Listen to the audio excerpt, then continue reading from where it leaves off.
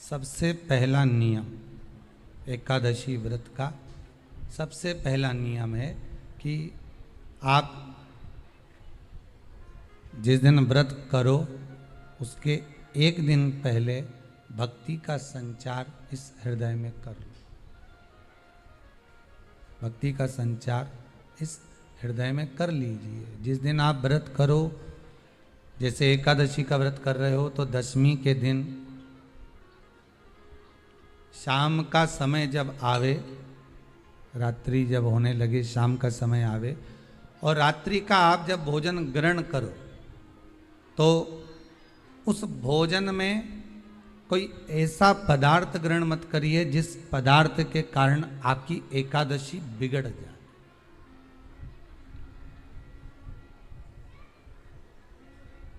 कोई बेकार भोजन हमें ग्रहण नहीं करना, श्रेष्ठ भोजन ग्रहण करिए दशमी के। और एकादशी का दूसरा नियम बहुत ध्यान से सुनिएगा। जिस दिन आपकी एकादशी का व्रत हो उस दिन प्रयास करिएगा कि अपने हाथ से किसी भी वृक्ष की कोई पत्ती टूटे ना। अपने हाथ से किसी भी वृक्ष की, पौधे की, किसी भी वृक्ष की पत्ती अपने हाथ से ना टूटे। बहुत ध्यान दीजिएगा महाराज। एकादशी का ये दूसरा नियम है कि अपने हाथ से किसी पौधे की, किसी वृक्ष की, किसी डाली की कोई पत्ती टूटे ना, कोई पत्ती ना टूटे, इसका प्रयास करिए।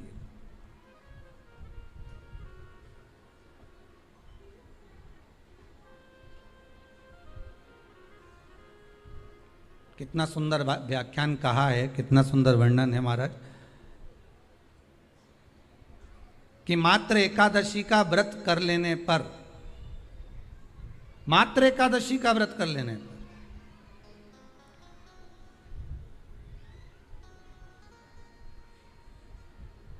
जो पूर्व में किया गया हमारा पाप कर्म है, हमने किसी जीव की हत्या करी है, हमने किसी को कष्ट प्रदान करा है, हमने किसी को अपशब्द कहा है, हमने किसी को ताने दिए, हमने किसी को आड़ा टेढ़ा कहा है, हमने किसी को गालियां दे दी है, मात्र एकादशी का व्रत ही कर लेने पर ये सारे जो दोष हैं वो समाप्त हो जाते हैं।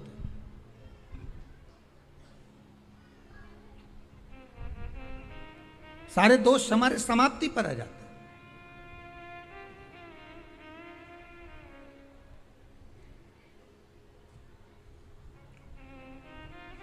अब एक विचार करिएगा थोड़ा सा अपने मन में, अपने चित्त में, अपनी वृत्ति में एक बात उतारिएगा।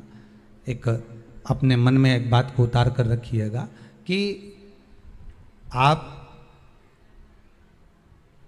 अपने पाप को, अपने पाप कर्म को जिस दिन छिन्न करने वाले हो, समाप्त करने वाले हो, अपने पाप को आप जिस दिन समाप्ति पर लेकर जा रहे हो तो उसके एक दिन पहले आपको प्रसन्नता होना चाहिए कि नहीं होना चाहिए कि कल मेरा पाप कटने वाला है, कल मेरा पाप समाप्त होने वाला है। जो मैंने पाप कर्म करा है वो समाप्त होगा, जो मैंने पाप कर्म करा है वो कल समाप्त हो जाएगा। तो एक दिन पहले आपके चेहरे पर प्रसन्नता हो कि ना हो?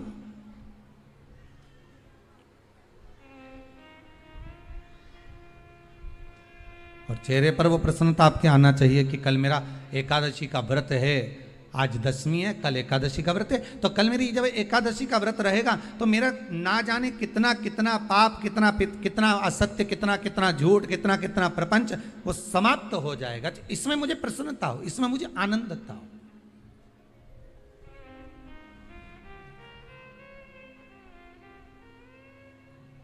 तो क्या कहा गया कि प्रयास करिएगा कि एकादशी के दिन कोई वृक्ष की, कोई डाली की, कोई कोपल की कोई पत्ती ना तोड़ी जाए।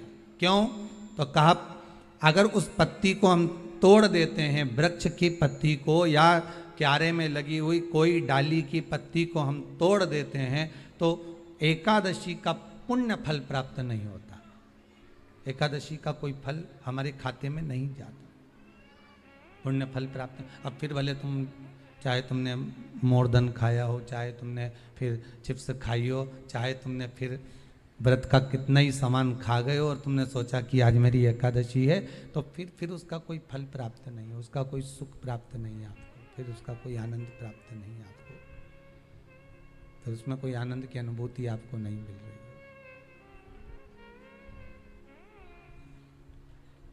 बहुत ध्यान से आज की कथा सुनना कि एकादशी का आपसे आपसे आपके बच्चे पूछेंगे, मम्मी हम भगवान विष्णु का दर्शन करते हैं, हम राम जी का दर्शन करते हैं, हम कृष्ण भगवान का दर्शन करते हैं, हम भवानी माता का दर्शन करते हैं, हम शंकर जी का दर्शन करते हैं, हम सारे देवी देवताओं का दर्शन करते हैं, पर ये एकादशी माता तो कभी नजर ही नहीं आती। पूछेंगे कि नहीं पूछेंगे कि तुम जिस एकादशी का व्रत करते हो, इनका जन्म कहां से हुआ,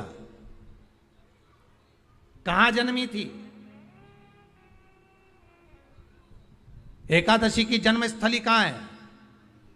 भाई भगवान कृष्ण की जन्मस्थली तो मथुरा है, श्री राम जी महाराज की जन्मस्थली बोल दो जम के अयोध्या है।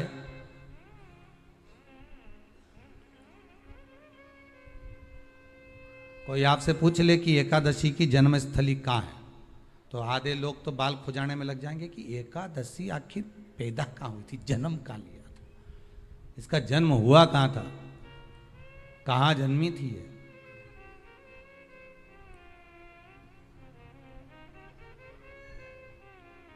इसका जन्म स्थल है कहां? और अगर मान लो जन्म स्थल एकादशी का है,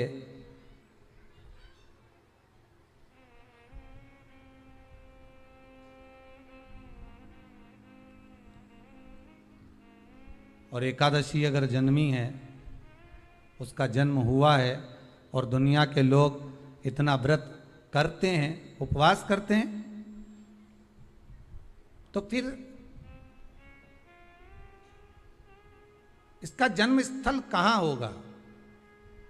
तो कहा इसका जो जन्म स्थल है वो बद्रीनाथ।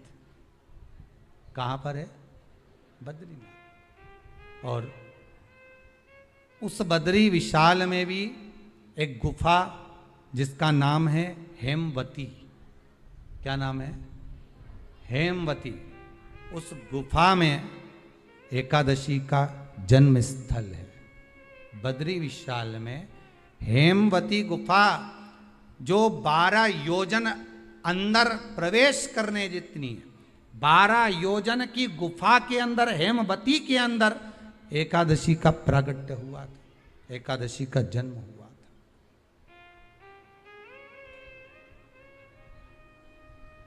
अब तो बता सकते हो ना कि कोई पूछे कि राम जी का जन्म अयोध्या में हुआ, भगवान कृष्ण का जन्म मथुरा में हुआ, और कोई पूछ ले आपका जन्म कहाँ हुआ, था अपन कह सकते ना सीहोर में हुआ हमारा।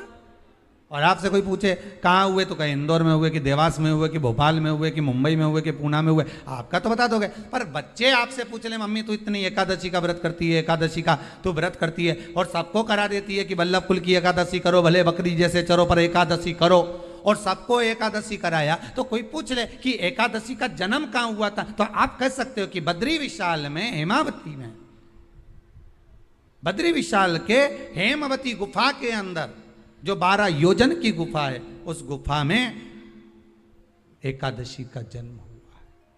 कब हुआ?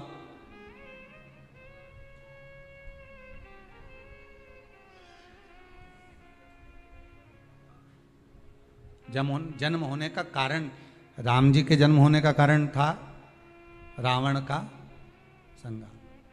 भगवान कृष्ण के जन्म होने का कारण था कंस का संहार।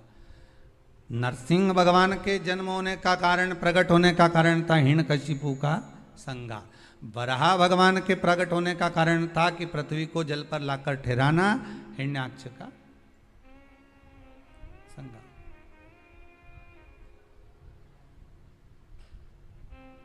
तो फिर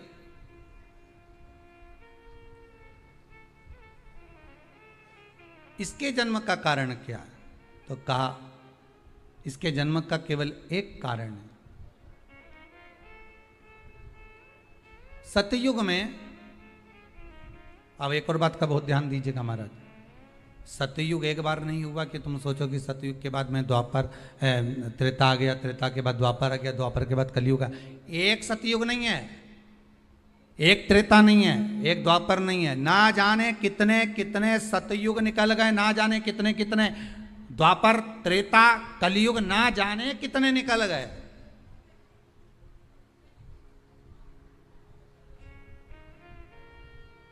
और आप और हम जैसे भी इस पृथ्वी पर ना जाने कितने, अरे जम के तो बोलो, निकल गए।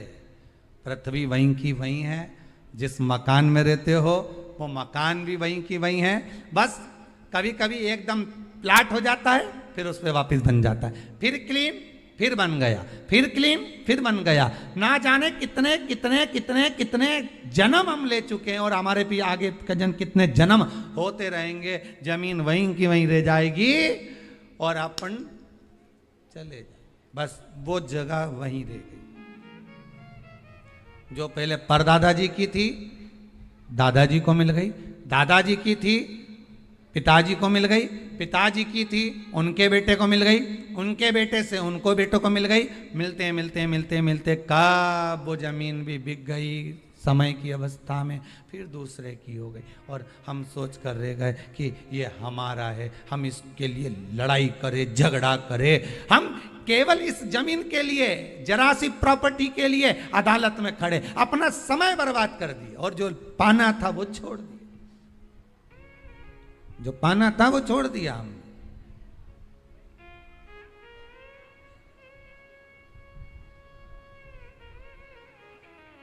असली रजिस्ट्री तो ये शिव महापुराण की कथा है, जिसमें बैठकर आप 3 घंटा भगवान की भक्ति को जो धारण कर रहे हो, 3 घंटा जो भगवान की कथा को आप श्रवण कर रहे हो, 3 घंटा जो भगवान की भक्ति में आप डूबे हुए हो, 3 घंटा जो भगवत स्मरण में आप लगे हुए हो, बस यही असली रजिस्ट्री है, यही वहाँ काम आने वाली है। इसके सिवाय कुछ काम नहीं आएगा। धन दौलत माल खजाना सब पड़ा की पड़ा रह जाना, सब धरा की धरा।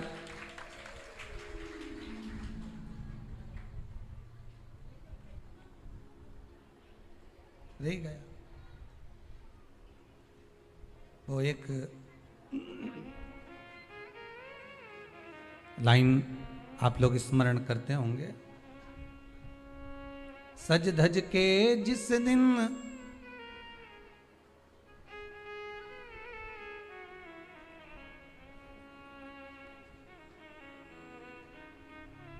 सज धज के जिस दिन मौत की शहजादी आएगी, न सोना काम आएगा न चांदी आएगी। अलमारी में धरा की धरा रह जाएगा,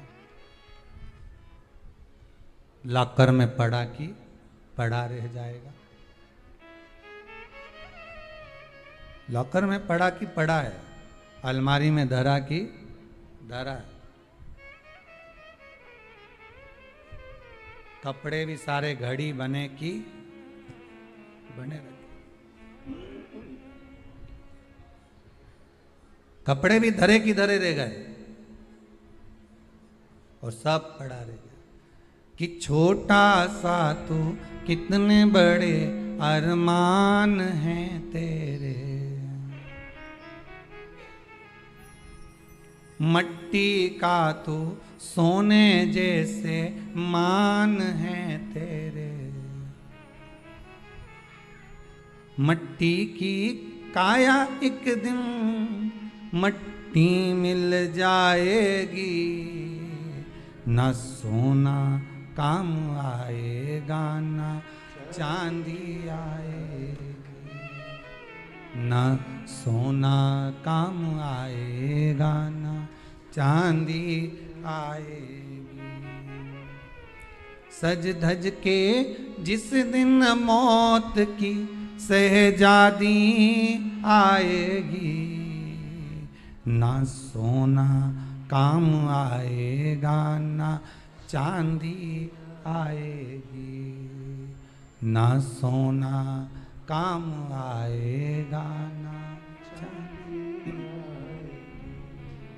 सब पड़ा रह जाएगा, धरा की धरा रह जाएगा, सब पड़ा की पड़ा रह गया, जीव चला गया।